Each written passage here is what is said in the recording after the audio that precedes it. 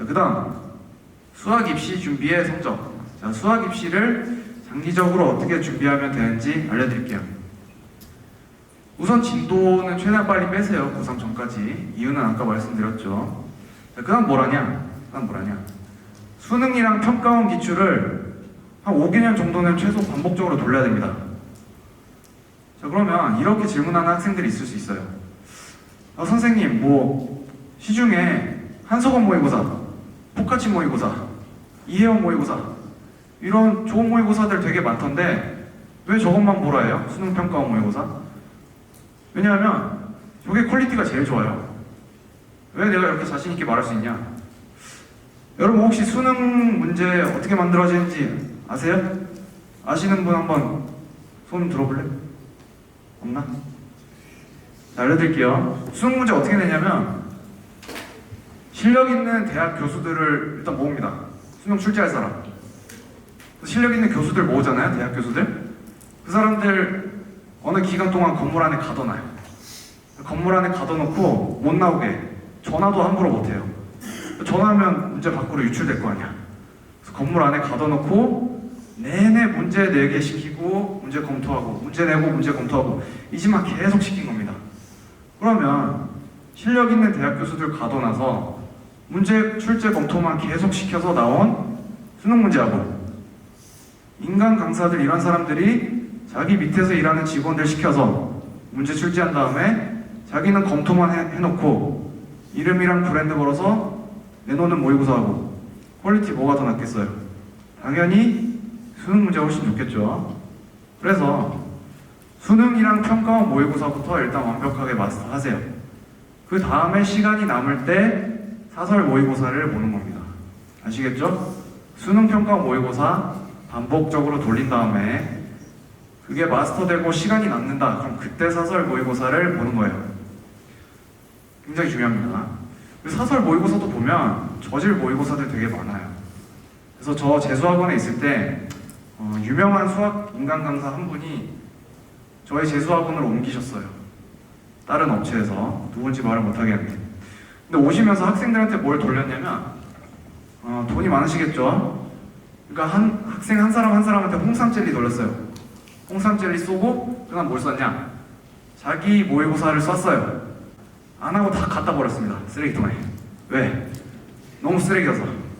수능에 절대 안 나올 것 같은 문제들밖에 없어서 많은 학생들이 갖다 버렸어요. 그러니까 사설 모의고사 중에 저질도 많다. 수능 평가 모의고사부터 제대로 내라. 아시겠죠? 그다음 꾸준함과 컨디션 관리. 자, 여러분 학생들이 수능 직전까지 공부하잖아요. 최상위권 학생들도. 그게 수능 직전까지 공부하는 게 부족한 게 남아있어서 공부하는 걸까요? 그건 절대 아닙니다. 웬만큼 최상위권이나 상위권에 올라가면 솔직히 수험생들 실력 비슷비슷해요. 비슷비슷한데 왜 굳이 수능까지 계속 공부하냐? 자기 실력을 유지하려고 계속 공부를 하는 거예요. 유지하려고. 그래서 여기 계신 저 포함해서 멘토 선생님들도 다 좋은 성적을 받아서 좋은 대학 갔을 거 아니에요? 근데 우리도 과외 몇 개월 안 하고 수학 문제 안 쳐다보고 있으면 몇 주나 몇 개월이면 저희도 까먹습니다. 그래서 이걸 유지하는 게 상당히 중요해요. 그래서 시험을 준비하는 데 있어서 꾸준함과 컨디션 관리가 굉장히 중요하다. 그래서 제가 다음에 하고 싶은 말은 외고나 재수학원의 장점, 일반고에 비해서 장점이 뭐냐? 일반고 학생들은 제가 알기로는 아마 매달 모의고사를 보지 않을 겁니다. 아마 모의고사를 보면 3월, 6월, 9월? 이 정도 보나요? 매달 보지 않죠. 2월에도 보지 않고 1월에도 보지 않죠. 근데 특목고나 재수학원 같은 경우에는 모의고사를 매달 봅니다. 그럼 이게 왜 좋냐? 모의고사가 수능에 대한 일종의 연습이잖아요. 그 연습을 매달 꾸준하게 하고 있는 거예요. 근데 일반고 학생 여러분은 3개월마다 보시죠, 연습을. 그러면 3개월마다 연습하는 사람들하고 매달 연습하는 사람들하고 시험 때 붙으면 누가 이기겠어요? 매달 연습하는 사람들이 이길 확률이 높겠죠. 그러니까 학교에서 보는 모의고사만 그냥 학교 따라서 보시지 마시고 좀 더 열심히 하고 싶다 내가. 그러면 사설 모의고사를 구해서 한번 매달 연습을 해보세요. 이렇게 꾸준한 게 좀 중요합니다. 그 다음 시험날에 이상한 거 특별한 거 먹지 말자. 요거는 뭐 내신 시험도 마찬가지예요. 어머니들 보면 우리 자식들 걱정해준다고 시험 때 보약 챙겨주고 뭐 특별한 약 같은 거 챙겨주시는 분들이 있는데 그런 거 먹지 마세요. 그냥 평소처럼 먹는 게 제일 최고입니다. 괜히 이상한 거 먹었다가 시험날에 배탈나면 망하는 거예요. 그래서 실제로 ADHD 약 이런 거 먹으면 집중력 높아진다고 저런 거 막 찾으러 다니는 어머님들 있어. 그리고 여기 실제 통계 보시면 2012년 기준이긴 하지만 고3 ADHD 약 처방 건수가 9월 되면 갑자기 늘어나요. 9월 되면.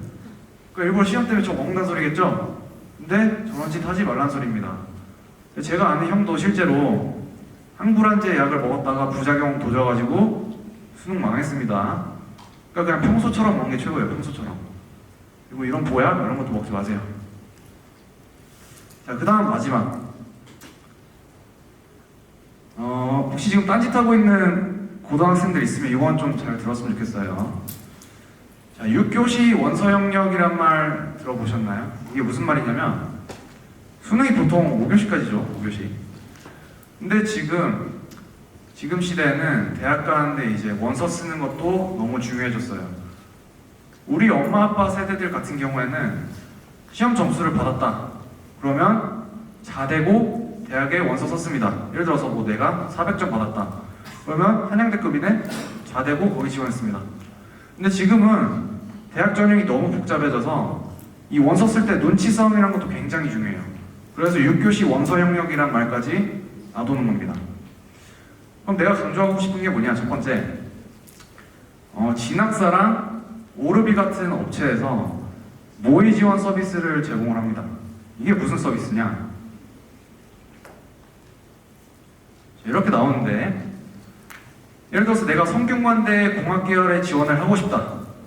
그러면 내 내신 점수랑 수능 점수를 입력하면 성균관대 공학계열에 합격할 가능성이 얼마인지 몇 프로인지, 성균관대 공학계열에 나처럼 지원한 학생이 점수들이 어떻게 분포해 있는지 그런 거를 다 알려주는 서비스예요. 근데 저 서비스 수능 끝나면 누구든지 신청할 수 있어요. 가격은 한 10만 원 내외일 겁니다, 보통. 근데 어떤 학생들 보면 저 10만 원 내외 비용이 아깝다고 저거 서비스 이용 안 하는 학생들 있어요. 근데 저는 말이 안 된다고 생각하는 게, 여러분 학원비만 해도 한 달에 3, 40만 원, 뭐 많으면 4, 50만 원 할 거 아니에요.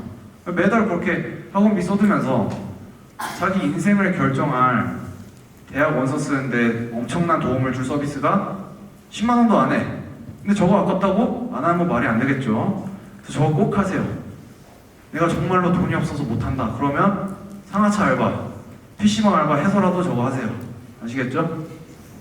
그다음 학교 학원에서 입시 전문가로 유명한 사람을 찾아가라. 그래서 아까 학교 선생님들 입시에 대해서 잘 모르는 사람들 많다고 했죠? 근데 많아도 아마 학교당 한두 명 정도는 그래도 잘 아시는 분들이 계실 거예요. 그러면 무조건 담임이랑 상담하는 게 아니라 그 입시에 대해서 잘 아시는 분들 찾아가세요. 아니면 내 집 주변에 재수학원이 있는데 거기 학원에 입시에 대해서 잘 아시는 분이 있다. 그럼 그 사람 찾아가세요. 그래서 자기가 발품 팔아서 저런 전문가들을 찾아가서 조언을 요청하는 게 굉장히 중요합니다. 그 다음 구체적인 목표 대학과 학과 후보들을 미리 정해놔야 된다. 그래서 대학 전형이 워낙 복잡하다 보니까 자기가 가고 싶은 대학을 미리 염두에 두어야지 그거에 대해서 일찍부터 준비하고 반영 비율 얼마인지 다 확인하고 대비를 할 수 있겠죠, 일찍부터. 그 다음 오르비 포만한 등 입시 커뮤니티 관찰과 눈치싸움. 자, 오르비 포만한이 뭐냐? 입시 커뮤니티 사이트들이 좀 있어요, 인터넷에. 커뮤니티 사이트들. 저런 데를 가보면 수험생들끼리 뭐 얘기를 하고 있습니다. 존 호브의 미만잡, 서울대 미만잡 이러면서 뭐 얘기를 하는데, 그런 글들을 보시지 마시고 뭘 보시냐? 수능이 끝나면 얘네도 불안하니까 커뮤니티에 글을 써요. 나 수능 몇 점 떴는데 이 대학 지원 가능하냐? 이러면서 글을 씁니다. 그러면 그걸 보고 어느 정도 눈치 싸움이 좀 가능해지고 그래서 제가 저런 정보들도 많아요. 저런 커뮤니티에. 그래서 제가 오르비라는 사이트를 돌다가 어떤 글을 발견했냐. 어떤 글이었냐면 혹시 입시에서 빵꾸난다는 표현 아시나요? 빵꾸난다? 빵꾸난다는 말이 뭐냐면 평소에 비해 입시의 문턱이 낮아진다는 소리입니다. 그러니까 예를 들어서 내가 뭐 수능 390점을 맞아야 연대치대를 갈 수 있었어요, 평소에. 근데 이번 시험에 애들이 눈치 싸움하다가 연대치대 경쟁이 너무 몰릴 것 같아서 무서워서 지원을 안 한 거야. 그래서 평소 같았으면 390점 맞고 합격 가능성이 있는데 올해 뭐 370점을 맞았는데 뚫고 합격을 한 거야. 그런 상황을 이제 빵꾸난다고 말을 해요. 근데 오르비의 어떤 글에 글쓴이가 자기가 어떤 정시 전략을 써서 빵꾸난 대학 학과를 찾아내가지고 제 기억으로 연대치대입니다. 학과를 찾아내서 합격을 했다는 글을 본 적이 있어요. 그래서 그 글을 보고 나서 제가 전략을 하나 짜가지고 실제로 적용을 했습니다. 대학 갈 때. 그래서 성공을 했어요. 어떤 전략인지 말씀을 드릴게요. 중요하니까 이건 꼭 보셨으면 좋겠습니다. 아까 진학사 서비스를 이용하면 내가 지원한 학과에 어떤 학생들이 또 지원을 했는지 나온다 했죠? 그 학생들에 대한 정보가 뭐가 나오냐면 그 학생들의 수능 점수, 그리고 대학 환산 점수, 그리고 다른 대학을 어떤 걸 지원했는지 그것까지 다 나옵니다. 그러니까 정시를 쓸 때 가나 다군이 있죠. 가나 다군 군 하나마다 대학교 하나씩 쓸 수 있잖아요. 근데 저 학생들이 저 대학 말고도 다른 군 2개에 무슨 대학을 썼는지 그걸 알 수 있어요. 저걸 이용해서 내가 어떻게 했냐? 제가 실제로 했던 방법입니다. 제가 연대 전기전자 합격했다 했죠? 어떻게 합격했냐면 진학사 서비스 썼어요. 그럼 거기 표본이 쫙 나오죠? 여기 보시면 지원자 순위 1위, 2위, 3위, 4위, 5위. 저게 뭐냐면 이제 나랑 같이 연대 전기전자 쓴 애들 중에 점수 제일 높은 놈 1등, 그 다음 점수 2등, 2등인 놈 이렇게 쫙 나와요. 그래서 걔네에 대한 대학 환산 점수, 수능 원점수, 가군, 다군 뭐 지원했는지 나온다 했죠? 그걸 제가 표로 쫙 썼어요. 이거는 여러분들한테 보여주려고 이제 컴퓨터로 작성한 건데 그때 당시엔 저는 실제로 손으로 다 썼습니다. 손으로.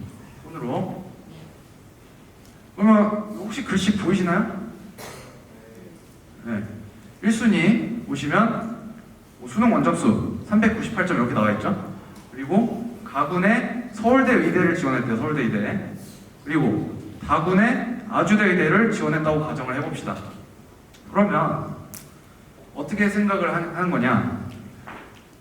수능 점수가 워낙 높아서 이 학생이 서울대 의대랑 아주대 의대 둘 다 합격할 것 같다. 그러면 서울대 의대, 연세대 전기전자, 아주대 의대 3개 다 합격하면 어디로 빠질 가능성이 높겠어요? 서울대 의대 갈 가능성이 높겠죠. 그러면 저 학생은 빠질 확률이 높은 거예요. 연대 전기전자 붙어도 학교 등록 안 하고 다른 데로 갈 확률이 높아요. 그럼 상황을 예시를 들어볼게요. 연대 전기전자에 학생을 50명 모집한다. 50명. 그럼 지원자 중에 50등 안에 들어야지 합격 가능하겠죠. 근데 내 점수를 보니까 난 100등이야. 50명 모집하는데 난 100등이야. 그러면은 내 앞에 몇 명이 빠져야 돼요? 50명 빠져야 되죠? 그래서 이런 식으로 저는 몇 명 빠질지 예상을 한 거예요. 1번에 서울대에 가겠네. 빠지겠네. 2번에 서울대 기계공학부 붙으면 서울대 기계랑 연대 전자 붙으면 서울대 기계 가겠죠? 얘도 빠지겠네. 이런 식으로. 그 다음 어떤 학생 같은 경우는 4번 보세요. 4번. 충북대의대랑 고신대의대 지원했는데 얘 같은 경우는 충북대의대에 썼긴 했지만 저 못 붙을 것 같아. 그러면 저 못 붙으면 연대 전기전자 합격하면 등록할 거 아니에요. 그럼 쟤는 안 빠질 거 아니야. 그럼 저런 애들은 고려를 해야겠죠. 그래서 제 앞에 몇 명이 빠질지 제가 그거를 예상을 했습니다. 예상을 해봤더니 최초합이나 1차 추합권에 드는 것 같더라고요. 그래서 제가 입시 상담을 할 당시 선생님들이 저한테 추천해줬던 학과가 뭐냐면 연대 신소재, 그리고 좀 낮은 학과들이었어요. 근데 저는 전기전자가 가고 싶었고 이렇게 전략을 써서 예상을 해봤더니 충분히 할 만한 거예요. 그러니까 선생님들 말 듣지 말고 자기가 잘 알면, 본인이 제일 잘 알고 있으면 이런 전략 써서 대학 충분히 잘 갈 수 있습니다. 이런 방법도 있다는 거 꼭 알아두세요. 그리고 캠프 요 PPT 준비하면서 혹시 나랑 같은 생각을 한 사람도 있지 않을까 생각하면서 검색을 한번 해봤어요. 검색해봤더니 누가 이미 나랑 똑같은 생각하고 엑셀표 만들어서 인터넷에 공유를 하고 있더라고요. 그러니까 여러분들이 대학 가고 싶다고 그냥 책상 앞에 앉아서 열심히 공부만 하는 동안 이런 사람들은 이런 세세한 거에 대한 준비까지 다 이미 하고 있는 거예요. 그럼 이런 사람들이랑 단순히 공부만 해야지 하고 공부만 한 사람이랑 붙으면 누가 이기겠어요? 이런 사람들이 이기겠죠. 그죠? 그래서 공부 열심히 하는 건 대학 가기 위한 기본입니다. 기본. 이런 사소한 전략까지 꼭 한번 생각을 해보셨으면 좋겠어요. 그래서 고3은 무조건 생각을 해야 되고 고1, 고2도 미리부터 준비하는 게 저는 좋다고 생각을 합니다. 그래서 오늘 특강은 여기까지고 감사합니다.